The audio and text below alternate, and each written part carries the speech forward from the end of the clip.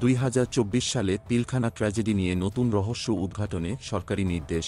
১.৫ দশক আগে রাজধানীর পিলখানায় বিডিআর সদর দপ্তরে ঘটে যাওয়া বিদ্রোহ ও হত্যাকাণ্ড নিয়ে নতুন করে তদন্তের নির্দেশ দিয়েছে সরকার। এই ঘটনার পেছনে দেশি ও বিদেশি ষড়যন্ত্র, সংশ্লিষ্ট ব্যক্তি বা গোষ্ঠীকে শনাক্ত করতে 7 সদস্যের বিশেষ কমিশনকে 90 দিনের সময়সীমা নির্ধারণ করা হয়েছে। কমিশনকে দেওয়া হয়েছে বিস্তৃত ক্ষমতা।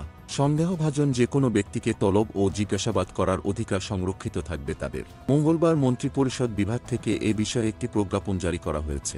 এর আগের দিন সোমবার পিলখানায় আয়োজিত একটি অনুষ্ঠানে স্বরাষ্ট্র উপদেষ্টা জাহাঙ্গীর আলম চৌধুরী এই তদন্ত কমিশনের অনুমোদনের বিষয়টি গণমাধ্যমকে নিশ্চিত করেন। এই 7 সদস্যের কমিশনের সভাপতিত্ব করবেন বিজিবির সাবেক মহাপরিচালক ALM ফজলুর রহমান।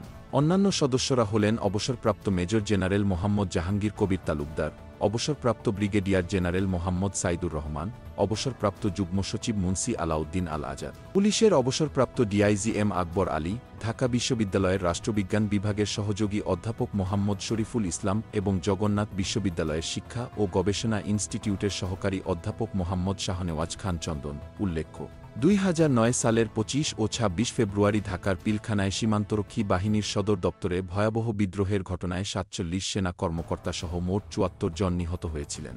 এই বর্বর ঘটনার খবর আন্তর্জাতিক অঙ্গনেও ব্যাপক আলোড়ন তোলে।